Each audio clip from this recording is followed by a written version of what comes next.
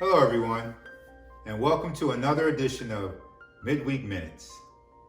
This past Sunday, the title of our message was Oneness.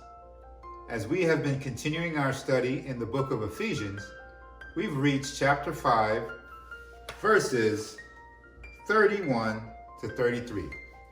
It says, as the scriptures say, a man leaves his father and mother and is joined to his wife, and the two are united into one. This is a great mystery, but it is an illustration of the way Christ and the church are one.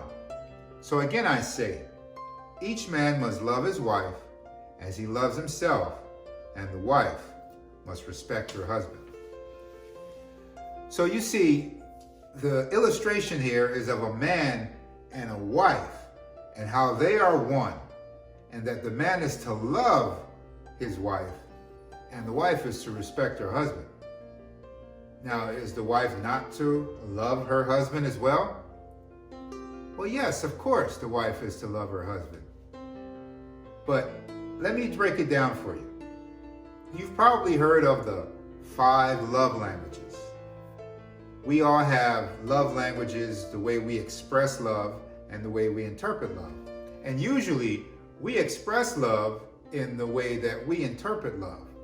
But people have different ways of interpreting love. For example, there's acts of service, there's words of affirmation, there's quality time, there's receiving gifts, and there's physical touch.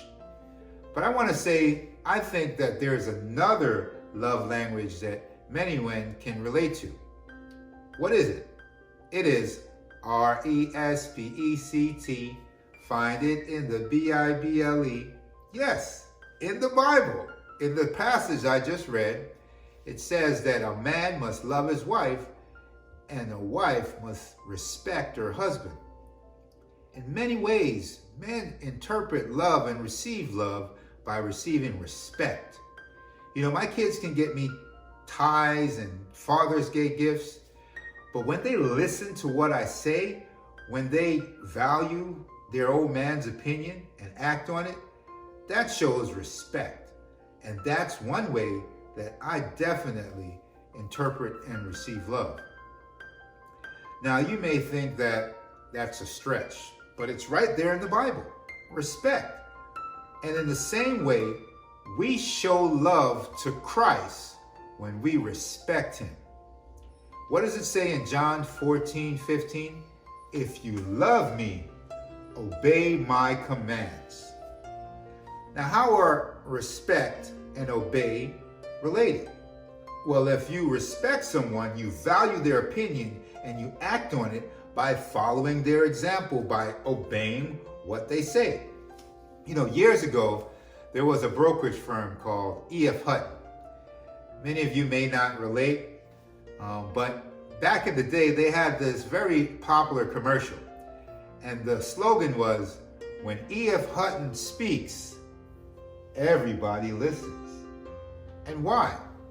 Because E.F. Hutton was a brokerage firm that was known for making good calls, good judgment. And so people respected, what they said. Obviously, respect carries with it certain innate qualities. Respect comes with the territories. Husbands are to respect the Lord. Children are to respect their parents. The Bible tells us that children are to obey their parents so that their days can be long on the earth. So there are inherent things that require respect. But an engine that drives respect is a track record, seeing what has been done before. Just like E.F. Hutton, their track record of being good in the stock market caused them to be respected, caused people to listen to them. But guess what?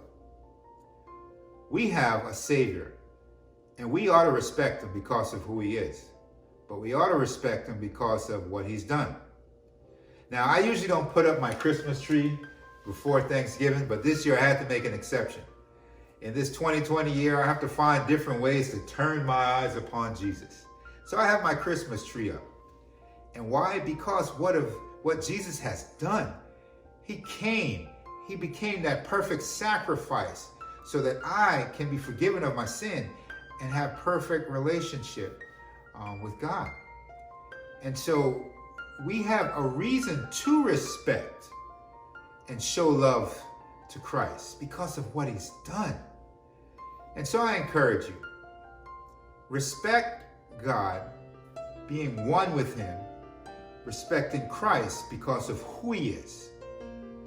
But let the engine of what he's done drive us to act and obey him and respect him, and in turn, show love for him. Thank you for joining me for another edition of Midweek Minutes, and I hope to see you again next week. And happy Thanksgiving, everybody. Goodbye for now.